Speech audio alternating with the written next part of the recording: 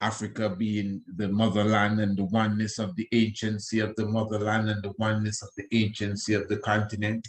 Yeah. In fact, you know, this is one of the reasons they said that Brother Gaddafi was taken out, because he was calling for a one unity as it relates to the economy of Africa, and a unity as it relates to the defense of Africa. And basically that is the same thing we heard the good brother Kwame Nkrumah just speaking about a moment ago. So that was a very wonderful clip talking about the first president of an independent Ghana, 1957. It was that it got independence on the 6th day of March. So once again, we definitely are so happy that you decided to stay with us right here in the Tiger's Nest. I'm talking about on Radio Anu. This is Radio Anu, the international flavor, the universal spice. And I'm very thankful that you have decided to visit our platform, the Priest Isaac Institute of Holistic Knowledge platform, which of course is our website, priestisaacinstitute.com. And even while you're here, I'm still inviting you to browse through and check our store, check our shop, and definitely check the section entitled Academy. Definitely for those of you who are still inquiring of our international homeschool program, well, I could tell you for sure that it is not only still there, but you know, we had a very special offer that was going until the 27th day of September, but the 27th day of September has passed, Muskel, and we have decided to extend that special offer. So for those who did not take the chance to you know, get that special offer when we offered it, as I am related to the international homeschool program, you still have that opportunity. You are listening to Radio Anu, aren't you? So you're definitely on the website, and you could definitely, as I said, go to the section entitled Academy and just press the buttons, man, and everything is just right there for you. Something that your young one, your son or daughter, or sons and daughters, especially if they're in a group or even if they're by themselves, they will definitely full joy, the harmony and the love that they receive. I'm telling you, with the interaction that we'll be giving them as it relates to their Afrocentricity and even the whole science of astronomy. What time we have there, Princess? Let me hear. 7:32. Exactly 7:32 in the city of St. John's. And of course, this is the shock of the hour now, because we're going to shock you in the hour right here on the Tiger's Nest. So now earlier, we were speaking about the science as it relates to the father's genes. And instead of beginning from that angle, because of course, I'm sure many, I should say, of our listeners that are right here with us on Radio Anu may have seen that video that we put up earlier this morning on the YouTube platform. So let us begin from this perspective. And this is coming from the greatcoursedaily.com. Great Courses, pardon me, daily.com. And it says here, Mitochondrial Eve, the mother of all human beings. Let's go through that again. Mitochondrial Eve, the mother of all human beings. And the term Eve is just used to imply just what the statement says. We're dealing with the mother of people. So this is an article really from 2020, not that long ago, the 29th day of November. And it's from a lecture, Refining Reality, the Intellectual Implications, of modern science. And it's by Stephen Gimbel, who is a PhD from Gettysburg College, very famous institution there. So Mitochondrial Eve is a female biological ancestor of humans, aptly named the mother of all humans. It might seem very unusual or even impossible, but the DNA inside the mitochondria explains everything. There is one DNA that a human child inherits from the mother. Tracing this DNA back leads us to Mitochondrial Eve, which is a title that they're giving apparently to the first woman, or at least the woman that they can go as far back as they can go, who might have been, listen to this, who might have been the biblical Eve. Okay, I think we should, keep it on the science, or you think. There are two kinds of DNA. In human cells, nuclear DNA and the DNA in mitochondria. Listen good. The first type is inherited from both parents. It holds the coding for proteins, which trigger the functions that make a person who they are. The second type, however, is inherited solely from the mother in the mitochondria. But then, what is mitochondria? That's the question. Mitochondria. Mitochondria are a part of cells outside of the nucleus, where they produce the energy that the cell needs. So let me repeat that. Mitochondria are a part of cells outside of the nucleus, where they produce the energy that cells need. The mitochondria provide what the nucleus needs to grow and split. The genetic material from the father is contained in the sperm and lands in the nucleus as well. The new unique DNA of the offspring is nuclear DNA.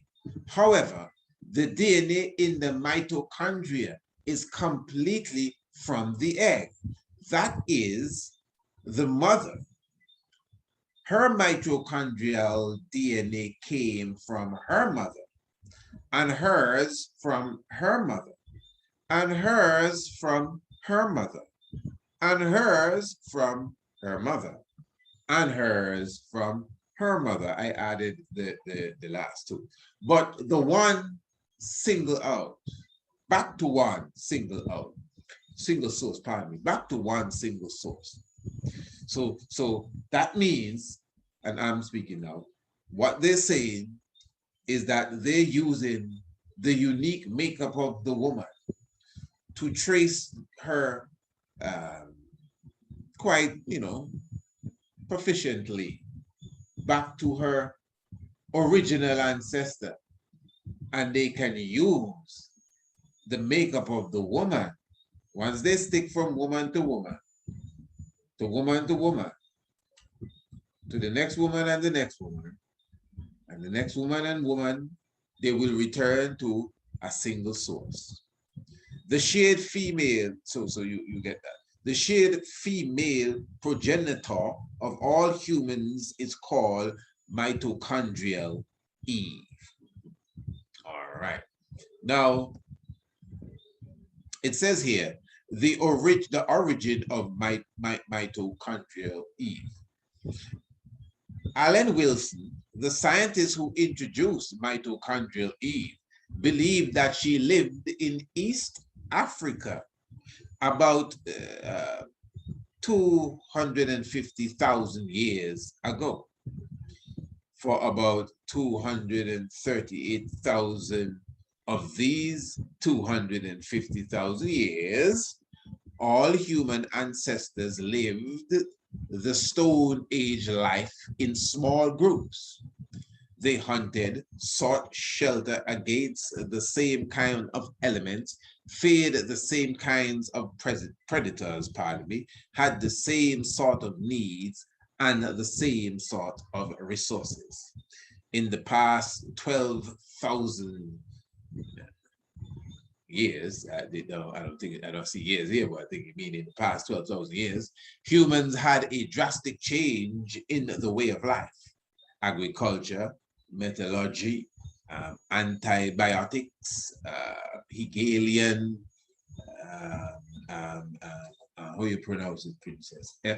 Epistemology, pardon me, epistemology, yeah, and reality television were all born in the past 12,000 years. I like that one. It is because humans suddenly got smarter, question. Then it goes into brain evolution and shows you how the evolution works, etc., etc. Okay, so needing not to go into all of that, the main point is the mitochondria within the woman and her DNA structure and how it is used to definitely give a very accurate, not even accurate, like flawless account of who you are, tracing back. So the point is, this science is not done through the male, then it's not done through the man, you know. And the reason why we're bringing this up now, because as we said earlier, the discussion really was, first of all, the whole science of the Bible. When the Bible speaks of basically, you know, a person is known through the Father. That is really what it is saying. A person is known through the Father. And that is why when you read scripture, it clearly shows you a person is who their father is. Some of us go as far as to, bring it into the science of, for example, if an individual is a Caucasian and has a child with an African woman of such, then a European man and African woman, ones will say, well, specifically, that is a European child. Why? Because his father is a European. So like a case like Bob Marley, then ones would use that example and say, well, no, that's a European because his father is a European. So when you see Bob Marley moving with different women and white women, you can't vex with him because that's what he is. This is the argument some would use. So then now, there are those that would tell you, well, no, man, whether father or mother, once they have black in them, they're black. Once mother or father black, they black. And a lot of it is, feelings and passions. But where does the science now come into this? You understand? Where does the science come into play? Because we're speaking of matriarch, patriarch. Many people consider the Bible to be a very patriarchal book because the man stands out from God being the man, and then everything is the man. And for real, when you have the chronology of anybody, of any family tree, you usually see the name of the male folk.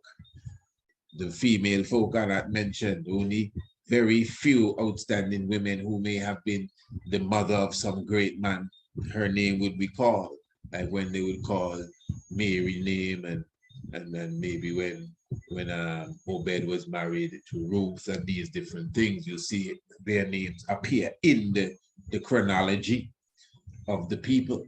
Even when people were numbered, the number was actually of male and female, just like Levi wouldn't be numbered. So it's a deep kind of thing. So ones will argue that, hey, man, even when the Bible says in the Exodus 20, and it speaks about thou shalt not cover thy neighbor's wife, as if, like an undertone then. Why didn't say thou shalt not cover thy neighbor's husband? So it's clearly speaking, this is an argument, I'm sure ones would use, it's clearly speaking to a man or to men. And that is why we will say, well, hey, man, you know, and about men, you cannot covet your neighbor's wife. More than likely, he wouldn't be telling women that as such. He's telling men, you can't covet your neighbor's wife. So ones that may stand up for women's rights would say, well, so where's the commandment that say you shouldn't covet your neighbor's husband? That sounds balanced to me. Right. So anyway, so the point is, so a lot of ones will argue that yes, the Bible for sure, very not only patriarchal, but some believers say chauvinistic, really. So the point here now is that whatever the man is, wherever his stand is in Israel as far as tribe, being, you know, Judah or Benjamin or whatever, the child that he brings into the earth must be Benjamin, must be Levi. And the mother, if she's of a different tribe, even though she bore the child and brought forward the child is still considered the tribe that the father is. I highlighted also it is something that we see in our culture in general, where the name of the man really goes and governs the family. Now, I'm not saying that there's something wrong with that, don't get me wrong. As I said even earlier, I'm not here to pick a side, like which one is the right one. Does the child really, you know, stand for the mother's side, or the child stand for the father's side? What stand for which side? What is this, a divorce? The child represents the two people that mix together to create the child. You know what I mean? If the whole Judah and Levi thing can't blend with that, I mean, I'm sorry, but I'm just dealing with the reality. The reality is two people. Whether they know which tribe they're from or not, they may not even attribute themselves to them kind of tribes there. But the point is, two people come together and make somebody. I mean, I don't know, your philosophy may want to take them away from their white mother, but nothing you can do can change the fact that their mother white, no matter how black you want to make them. Nothing can change the fact that their mother white. Even they themselves, they have some people like that. I know a few people like that. Their father black and their mother white, and they're Hebrew Israelites, and they look more white than the black. And they bonfire on their mother. Yeah, man, they're not even talking to them. They're not talking to no mother, because their mother is a white woman. Can you imagine that? That is something else. That's their mother, yo. Wow. But anyway, that's your mother. Yeah. But anyway, so that's to show you the kind of level what religion does do too. But what I'm saying now, so we just went through science that clearly shows that if we're talking about tracing who you are, the best candidate to make sure you understand where you're coming from and lead us back to the beginning is the woman. And that's seen in science. I like the scientific aspect of it. So let us look at the science again here. This is from Daily Science, or Science Daily. And this says, boy or girl, and it's a question. It's in the father's genes.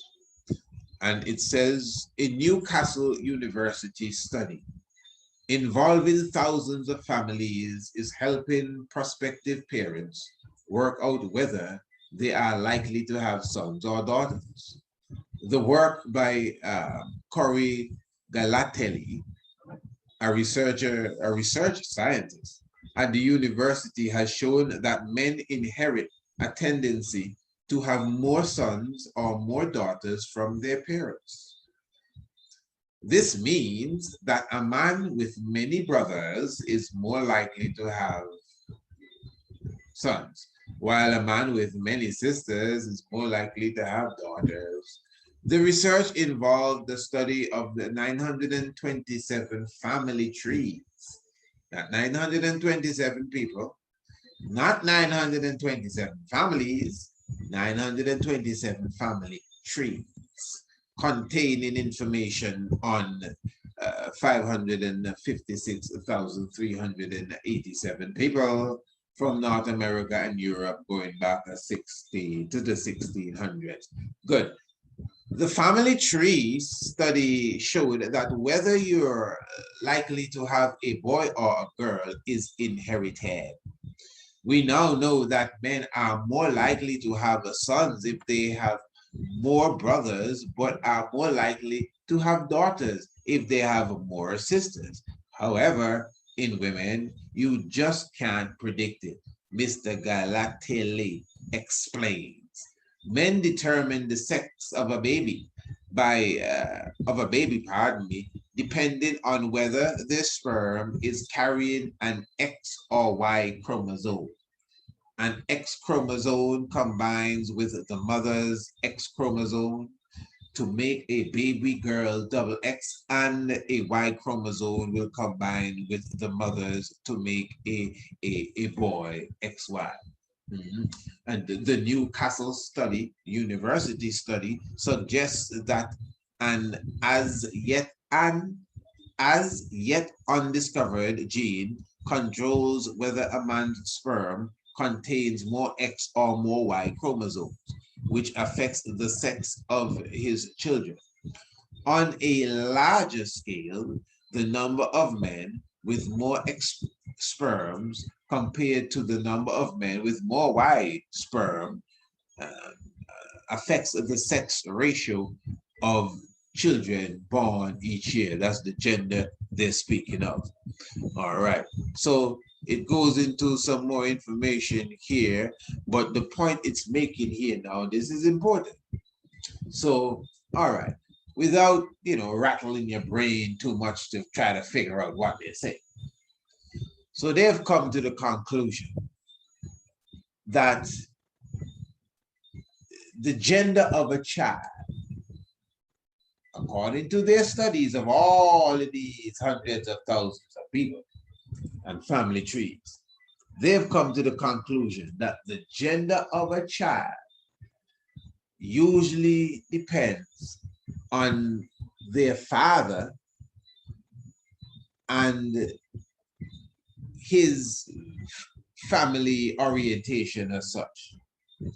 So as they said, these are the experts now, that if the fella had more brothers and sisters, he might just tend to have more sons than daughters. Or if he had all brothers, they may be surprised as all sons. And if all sisters, all daughters, whatever. Good. But now, in the woman's case, if the woman had all brothers or all sisters, or how does that work? We studied them too, but it doesn't seem as if that they have anything to do with that. Is that so? So when we're looking at the makeup and the X and the Y chromosome, you're trying to tell me from this intense study that you did that it looks like the gender of the child is basically, at least to a greater percentage, in the hands of the genes, the inheritance of the male, and specifically not the female. This is what science is saying. Now, this is interesting because you see, a man can just take that little piece. You see that part of that, the explanation there. A person could take that and run with that to show you how powerful the man is. That according to science, a man can do a whole lecture on this. According to science, it is the man's genes that determines the gender of the child. And this is why the child has the name of the father, and who the child is, the father is, etc., etc., etc. All right. Now that's just gender. Gender it's talking about. Gender. Because a black man could have a child with a European origin woman, and the child come out more looking like the European than the man, even if it's his child. But the point I'm making is we're talking of gender here, not necessarily race, gender, making a boy or a girl, you know, whether you consciously did it or not, but it's just in your natural makeup, according to science, that you are the decision maker when it comes to that. Because everybody have their task. You are the decision maker. The woman don't have to feel no way about that. If this science is true, the man has a specific power within him where he decides whether it's consciously or just because of inheritance, whatever it is. According to the research, I'm going to keep saying that, he seems to be in charge of that. All right. But according to the research, the woman in charge of something else too, because everybody have their lane. The woman keep the record, going back to the first human being. The man can't keep them kind of records there in his genetical makeup. Even though he can pick genders, he cannot keep the level of records that the woman keep in her mitochondria. No, he cannot do that because he was not fashioned to do that. And she was not fashioned to do what he has to do, but they both contribute to the dynamics of the life that they will bring into the earth. And they both contribute to the record keeping. They both contribute to the life-giving force. That is why I was saying earlier this thing about if God is man or a woman. I mean, male and female is in everything. It's called positive and negative polarity. But it's definitely, definitely more than such. We call it God. And when we use the term, I definitely know I comprehend what you're trying to talk about, what you're trying to say, what you're talking about. But for sure, the eternal source of life that covers all things, trust me, it is positive and negative. It is male and female. Mm-hmm. Yes. So for sure, you can be sure that there's a natural balance within the creation of life. Patriarch, matriarch is both of them. That is when everything is at its peace. When everyone gets their due respect and is balance and harmony within masculine and feminine. Give thanks for the spirit of Akhenaten, which really come and even fulfill that for us, Yes, Hey, this is the Tiger's Nest right here on radio. I knew exactly 2 minutes moving up into the hour of 8 o'clock. Remember, this is a program that comes to you every Monday, Tuesday, Wednesday, and Thursday right here, 7 p.m. sharp, where we go into so many different levels, where we go into so many different heights and touch the ceiling of the galaxy and make sure we put on the lights and make sure we uplift the heavens and uplift the thoughts for sure. And I mean, I don't think tonight was any different, I found